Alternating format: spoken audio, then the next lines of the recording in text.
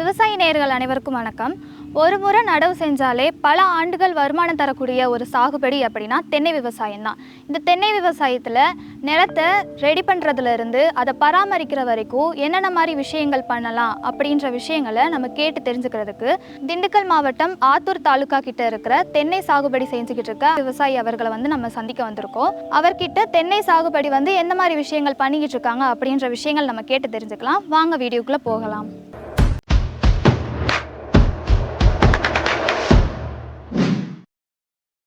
ஐயா வணக்கம். உங்களை பற்றின அறிமுகத்தை எங்கள் நேயர்களுக்கு சொல்லுங்கள். என் பேர் ஐ முருகேசம்மா, பாரப்பட்டி கிராமம், ஆத்தூர் தாலுகா, திண்டுக்கல் மாவட்டம். நம்ம தென்னை விவசாயம் எத்தனை ஆண்டுகளாக பண்ணிக்கிட்டு இருக்கோம்? நாங்கள் ஒரு 10-20 வருஷமாக தென்னை வச்சுருக்கோங்க. ஆமாம்.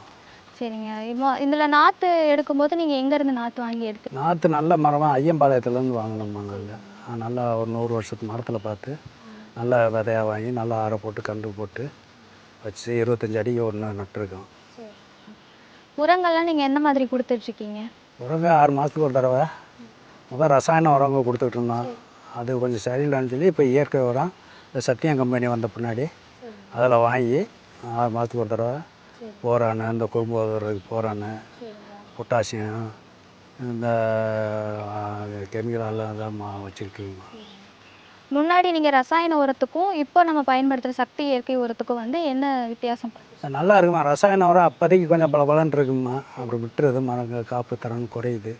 இந்த இயற்கை சத்தியம் வாங்கி போடுறதும் ஒரே நார்மலாகவே இருக்குது. மகசூல் ஒரே நார்மலாகவே வந்துக்கிட்டு இருக்குது.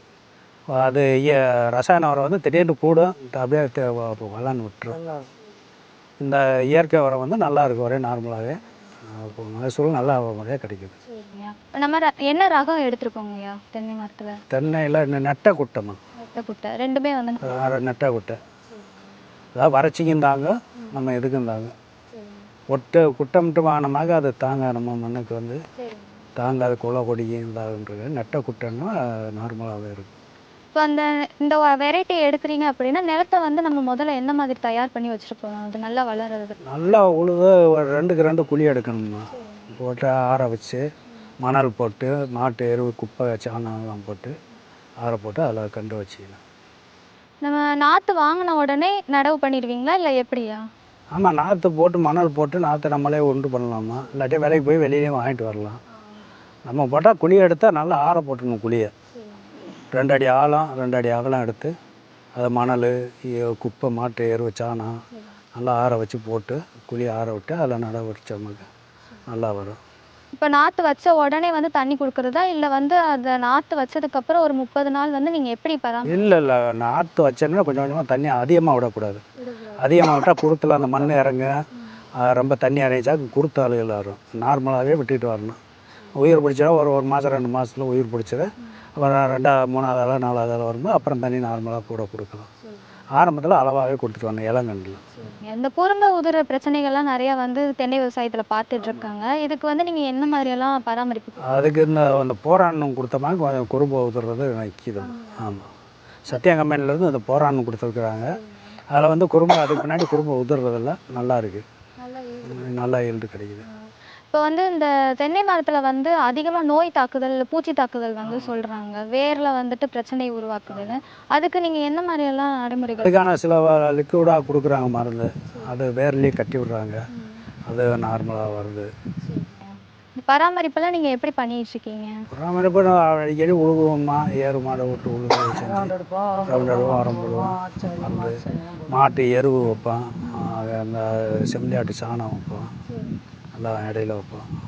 அறுவடைலாம் எப்போ ஒரு 50 நாள் ஒரு இடம், 50 நாள் 60 நாள் ஆகும். மரம் எப்போ வளர்ச்சி அடைந்து எந்த ஆண்டு? வளர்ச்சி ஒரு 5 வருஷம் ஆகும்மா. 5 வருஷம் நட்டதுலேருந்து ஒரு 5 வருஷம், 3ஆவது வருஷம் 4ஆவது வருஷம் லேசாக பரவலாக வரும். 5ஆவது வருஷம் தான் நார்மலாக ஓரளவுக்கு எல்லாமே மகசூல் வந்துடும். அப்புறம் அதுக்கு முன்னாடி ஒரு 50 நாள் 60 நாள், குறைஞ்சது 50 நாள் அறுவடைன்றது 50 நாளைக்கே ஒரு தடவை அறுவடை ஆகுது. இப்போ ஒரு மரம் ஆரோக்கியமாக இருக்குது அப்படின்றத எந்த விஷயங்கள்லாம் பார்த்து நீங்கள் தெரிஞ்சுப்பீங்க? ஆரோக்கியமானது மரம் அந்த ஆரோக்கியம் இல்லாட்டியே வெளுப்படிச்சு இருக்கும், மஞ்சள் பூத்து இருக்கும் மட்டையெல்லாம், அது பச்சை பசேன்னு இருக்கும், நல்லா இருக்கும். இல்லாட்டியா பூஞ்சாந்தா இருக்குதுன்னா கீழே வந்து வெளியேருந்து போட்டு அந்த இது தாக்கு அது நீங்கள் இங்கேருந்து பார்க்கும்போதே பார்த்தாலே தெரியும். மட்டை பழுப்பு ஏறிடும், மரமே வெளுத்து போய் தெரியும். ஆரோக்கியமானவங்க நல்லா பச்சை பசேன்னு இருக்கும், இளநீ நல்லா குறும்பாக இல்லாமல் அந்த சொறி இல்லாமல் நல்லா இருக்கும். அந்த சொறி விழுந்துக்கிட்டு ஒரு மாதிரி குறும்பெல்லாம் கொட்டிச்சாலும் அது நோயை தாய்க்கிறதுக்குன்னு அர்த்தம். இல்லாட்டியா மரத்தில் ஒரு சீல் மாதிரி வடியும், தண்ணியாக வடியும். அதை பார்த்துக்கிட்டாமல் மரத்துக்கு ஏதோ நோய் இருக்குது, இந்த வண்டு தாக்கியிருக்கு, அதுக்கு மருந்து ஏதாவது ஓட்டை போட்டு ஒரு மாத்திரை வைக்கணும், ஏதாவது கொடுக்கணும். சந்தையில் வந்து நம்ம சாகுபடியெல்லாம் எந்த மாதிரி போயிட்டுருக்குங்கய்யா? சந்தையில் இப்போ ஒரு போன வருஷம் தான் கொஞ்சம் பரவாயில்ல, விலை நல்லா போச்சு. இந்த வருஷம் கொஞ்சம் குறைஞ்சிருக்கு. இப்போதைக்கு வந்து ரேட்டு கம்மி தான். கிலோ வந்து 35 ரூபா 40 ரூபாக்குள்ளே போகுது. ஒரு 4 மாதத்துக்கு முன்னாடி 50 ரூபா 60 ரூபா வரைக்கும் போச்சு. இப்போதைக்கு விலை கம்மி. இப்போ அந்த தென்னை மரத்தை வந்து ஒரு தடவை நடவு பண்ணாலே அடுத்தடுத்து நம்ம வளர்ச்சி அடைஞ்சு ஒரு அறுவடை நம்ம பார்த்துட்ருப்போம்.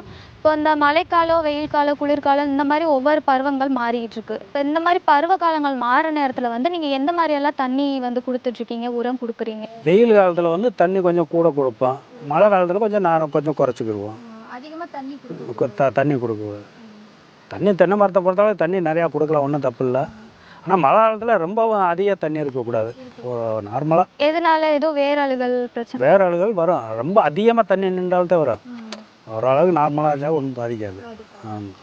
சரிங்க. இப்போ மற்ற இடத்துல வந்துட்டு தென்னை விவசாயம் பண்ணிகிட்ருக்காங்க, ரசாயன உரங்கள் கொடுத்து பண்ணிகிட்ருக்காங்க. அதுக்கும் நம்ம இயற்கை சக்தி உரத்தை வந்து பயன்படுத்துறதுனாலையும் என்ன பெனிஃபிட் இருக்குமா நம்ம பார்க்கும்போது? அதாவது ரசாயன உரத்துக்கு இதுக்கு மகசூல் கொஞ்சம் கூட கிடைக்குது.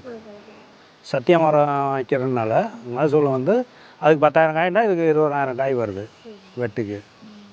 அது வாசி இதவே நாங்கள் பயன்படுத்துகிறோம். முதல் ரசாயன உரம் தான் வச்சேன். இப்போ சத்தியம் போட்ட பின்னாடி மகசூல் நம்ம 10,000 காய் வெட்டியிருந்தால் இப்போ 20,000 காய் வெட்டுறோம். அது வாசி கூடுதலாக இருக்கிற வாசி இதவே யூஸ் பண்ணிக்கிட்டு இருக்கோம். இப்போ தென்னை சாகுபடி பண்ணுறோம் அப்படின்னா முக்கியமான விஷயங்களை வந்து நம்ம பார்த்து பண்ணணும், இல்லை பராமரிப்பு கொடுக்கணும் அப்படின்னா என்னென்ன விஷயங்கள் நீங்கள் சொல்லுவோம்? கண்டிப்பாக வந்து ஆரம்பத்தில் இலை மரத்தில் வந்து இந்த வண்டு தாக்குதல் நிறையா இருக்குது. குருத்து வண்டு போட்டு இந்த காண்டாமிருக வண்டு கடித்து ஓட்டையாகி குருத்தை தின்று. அப்போ அதுக்கு வேப்ப புண்ணாக்கு, வேப்பெண்ணெய் இதெல்லாம் வச்சு அதை கசப்பானதை கொடுத்துட்டு அதை கொல்லணும். இல்லாட்டியா விளக்கு பொறி வச்சு அதை வண்டை பிடிச்சி நம்ம கொல்லணும். ஒரு அளவுக்கு மரம் முத்திரிச்சாக்க ஒன்றும் பாதிக்காது, அந்த வண்டு தாக்கம் குறையும். இலை மரத்தில் ஒரு 2-3 வருஷத்துக்கு அது அந்த தாக்கம் இருக்குது. இளங்கண்ணில் வந்து அந்த குருத்து புழு அந்த வண்டு காண்டாமிருக வண்டு வந்து ஓட்டை போடும். அந்த மாதிரி விஷயங்கள் வச்சு நீங்கள் அதை ஆமாம், அந்த இது பார்க்குறோம், நமக்கு அந்த குருத்து லேசாக வாடின மாதிரி தெரியும். அப்போ போய் பார்த்தோம்னா சைடில் ஓட்டை போட்டு அந்த பஞ்சு மாதிரி திண்டு வெளியே தள்ளியிருக்காங்க. வேண்டாம், ஏதாவது கம்பி வச்சு குத்தி எடுத்து அந்த வண்டை எடுத்து கொல்லணும் நம்ம. இல்லாட்டியா விளக்கு பொறி வச்சு அதை பிடிக்கணும் நம்ம. இப்போ இந்த களைகள்லாம் நீங்கள் எப்படி கட்டுப்படுத்துறீங்க? களையெல்லாம் வந்து வந்து இது பட்டிட்டு நான் களைப்பள்ளி அடித்தான் மரத்துக்கு பாதிக்குன்றதுக்காக வந்து ஆளை விட்டு அது கொத்தில் ஆம்பளை அழுக்கும் வீட்டில் தான் பறிக்க எடுத்துக்கிட்டு இருக்கோம். உழவு போடுவோம், மாதத்துக்கு ஒரு உழவு, 2 மாதத்துக்கு 3 மாதத்துக்கு ஒரு தடவை. இப்போ ஆள் விட்டு தான் பிடிக்கிறோம். ஐயா ரொம்ப நன்றிங்க ஐயா. உங்களோட தகவல்கள் வந்து எங்களோட நேயர்களுக்கு வந்து ரொம்ப வந்து பயனுள்ளதாக இருக்கும். தென்னை விவசாயத்தில் என்ன மாதிரிலாம் பண்ணலான்றது உங்களோட தகவல்கள் எங்களுக்கு ரொம்ப பயனாக இருந்தது. ரொம்ப நன்றி ஐயா. தென்னை விவசாயம் என்பது நடவு செஞ்சாலே முடிஞ்சு விடுற வேலை கிடையாது. அதை ஆரம்பத்திலிருந்து பராமரித்து இறுதி வரைக்கும் சாகுபடி செய்கிறதுலேருந்து என்ன மாதிரி விஷயங்கள் பார்க்கலாம் அப்படின்றத வந்து ஐயா விவசாயி வந்து நம்மக்கிட்ட பகிர்ந்துக்கிட்டாங்க. இதே போல் பல விவசாய தகவல்களை தெரிஞ்சுக்கிறதுக்கு எங்களுடன் இணைந்திருங்கள். நன்றி.